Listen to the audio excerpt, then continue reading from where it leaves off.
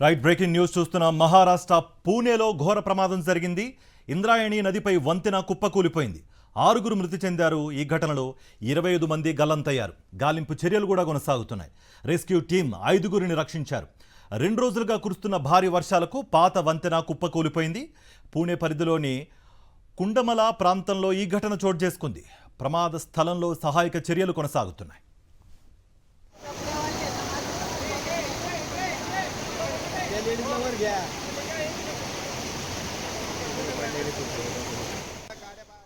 Right Maharashtra పూణేలో ఘోర ప్రమాదం సంభవించింది.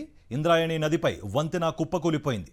6 మృతి చెందారు. ఈ ఘటనలో 25 మంది గల్లంతయ్యారు. గాలింపు చర్యలు కూడా కొనసాగుతున్నాయి. Rescue team 5 రక్షించింది. 2 రోజులుగా కురుస్తున్న భారీ వర్షాలకు పాత వంతెన కూలిపోయింది. పూణే పరిధిలోని కుండమల ప్రాంతంలో ఈ ఘటన జరిగింది. ప్రమాద స్థలంలో సహాయక చర్యలు కొనసాగుతున్నాయి.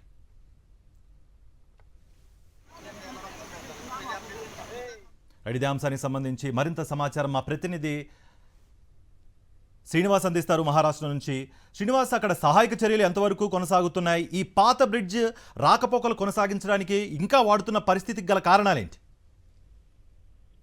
మనం చూస్తున్నాము, ఈ రోజు ఘోర సంఘటన జరిగింది. ఇక్కడ చూసినట్టయితే పూణేకి 30 కిలోమీటర్లు, కేవలం 30 కిలోమీటర్ల దూరంలో మావల్ తాలూకాలో కుండమల పర్యాటక ప్రాంతం ఉంది. ఇక్కడికి ఆదివారం కావడంతో పెద్ద ఎత్తున పర్యాటకులు అక్కడికి వచ్చారు. ముఖ్యంగా గత 3-4 రోజులుగా వర్షాలు కురుస్తుండడంతో ఇంద్రాయణి నది పెద్ద ఎత్తున ప్రవహిస్తుంది. దీంతో దాని మీద అటువైపు నుంచి ఇటువైపు నుంచి అటు దాటేందుకు పాత ఫ్యాబ్రికేషన్ బ్రిడ్జ్ ఉంది. కాకపోతే ఈ రోజు ఆదివారం కావడంతో పర్యాటకుల సంఖ్య పెరిగి ఓవర్లోడ్ అయింది అని చెప్తున్నారు.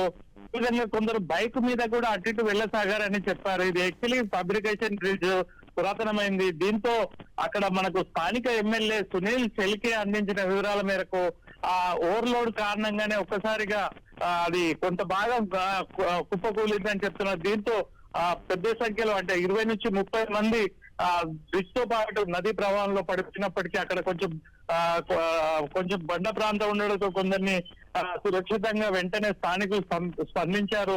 అదేవిధంగా రెస్క్యూ టీం అక్కడికి చేరుకుంది. ముఖ్యంగా స్థానికుల పోలీసు కావచ్చు, అక్కడ ఉన్న స్థానికులు కావచ్చు, అదేవిధంగా ఎన్డీఆర్ఎఫ్ టీం కూడా అక్కడికి చేరుకుని రెస్క్యూ పనులు ప్రారంభించింది. ఇప్పటి వరకు 5 అయితే సురక్షితంగా బయటకు తీశారు. అయితే దురదృష్టవత్తు 6 అయితే మృతి చెందినట్టు అధికారికంగా వెల్లడించారు. కానీ ఇంకా 20 నుంచి 25 మంది గల్లంతయ్యారు. అదేవిధంగా రెస్క్యూతో పాటు వారి కోసం గాలింపు చర్యలు కొనసాగుతున్నాయి. కార్తిక్, శ్రీనివాస్, అంటే దీనికి సంబంధించి ఆ సంబంధిత అధికారులు ప్రత్యేకంగా ఏమైనా సైన్ బోర్డ్స్ ఏమైనా ఏర్పాటు చేశారా? ఈ బ్రిడ్జ్ సురక్షితం కాదు అన్నట్టుగా కూడా ప్రత్యక్ష సాక్షులు కానీ లేకపోతే సంబంధిత అధికారులు కానీ ఈ బ్రిడ్జ్ వాడకంపై ఏం చెప్తున్నారు? అసలు ప్రస్తుతం మనం చూసినట్టయితే దీని మీద ఇప్పటి వరకు అయితే అధికారులు ఎవరు నోరు విప్పడం లేదు. కాకపోతే ఏంటంటే అది ఫ్యాబ్రికేషన్ బ్రిడ్జ్ కావడంతో ముఖ్యంగా కేవలం అటు నుంచి ఇటువైపు దాటేందుకే చాలా రోజుల క్రింద నిర్మించింది అని చెప్తున్నారు. పురాతనమైందే. కాకపోతే ఏంటంటే ఓవర్లోడ్ కారణంగా అంటే ఒక్కసారిగా ఈ రోజు పర్యాటకుల సంఖ్య, ఒకవైపు వర్షాల కారణంగా అక్కడ ఉన్న వాటర్ ఫాల్స్ ని చూసేందుకు పెద్ద సంఖ్యలో పర్యాటకులు చేరుకున్నారు. ముఖ్యంగా పూణేకి కేవలం 30 కిలోమీటర్ల దూరంలో ఉండడంతో, అదేవిధంగా Mumbai express highway, Pune express హైవేకి చాలా దగ్గర ప్రాంతంలో ఉండడంతో అనేక మంది ముంబై కావచ్చు, పూణే కావచ్చు, మరోవైపు ఇతర ప్రాంతాల నుంచి కూడా అక్కడికి చేరుకున్నారు. దీంతో రద్దీ పెరిగింది. ఆ బ్రిడ్జ్ మీద ఒక్కసారిగా పెద్ద సంఖ్యలో పర్యాటకులు ఆ బ్రిడ్జ్ పై నుంచి ఫోటోలు తీసేందుకు, వీడియోలు తీసేందుకు ఎక్కడంతో ఈ బ్రిడ్జ్ కుప్పకూలింది అని చెప్తున్నారు. కార్తిక్, అయితే మరి మృతుల సంఖ్య కానీ లేకపోతే ఆల్రెడీ మిస్ అయిన వాళ్ళ సంఖ్య ఎంతమంది ఉండే అవకాశం ఉంది? అండ్ వాళ్ళకి సంబంధించిన కుటుంబ సభ్యులు ఎవరన్నా కాల్స్ కానీ లేకపోతే సంబంధిత అధికారులకు కానీ కాల్స్ చేయడం కానీ లేకపోతే ఏమైనా ఇన్ఫర్మేషన్ తీసుకునే ప్రయత్నం ఏమైనా చేస్తున్నారా? సహాయక చర్యలు ఎంతవరకు వచ్చాయి ఇప్పుడు ప్రస్తుతం అయితే ఇట్లా మనం ఇప్పుడే సునీల్ చెల్కే ఎవరైతే స్థానిక ఎమ్మెల్యే అక్కడి సంఘటన స్థలానికి చేరుకొని మనతో పాటు ఇతర మీడియాతో కూడా మాట్లాడుతున్నారు. అధికారికంగా అందించిన వివరాల మేరకు 6 మృతి చెందారని చెప్తున్నారు. అదేవిధంగా ఇప్పటి వరకు 5 ముందే రక్షించారు. మరొకరిద్దరిని ఇప్పుడే తీసినట్టు ఆయన చెప్పారు.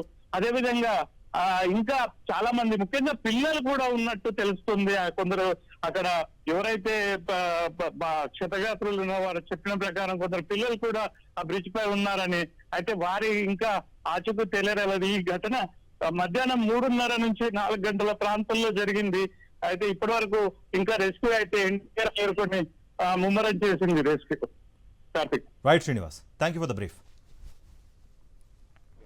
मावळमध्ये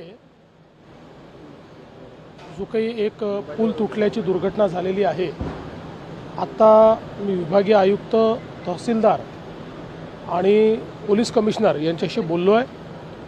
आत्ता प्राथमिक माहिती एवढीच आहे की हा पूल तुटलेला आहे, त्याच्यामध्ये काही लोक जखमी झाले, त्या जखमींना हॉस्पिटलमध्ये नेलेलं आहे आणि त्यासोबत काही लोक अडकलेले आहेत. त्यांच्याकरता NDRFची टीम त्या ठिकाणी पोहोचते आहे. त्यांना रेस्क्यू करण्याकरता काही लोक वाहून गेल्याची शक्यता आहे.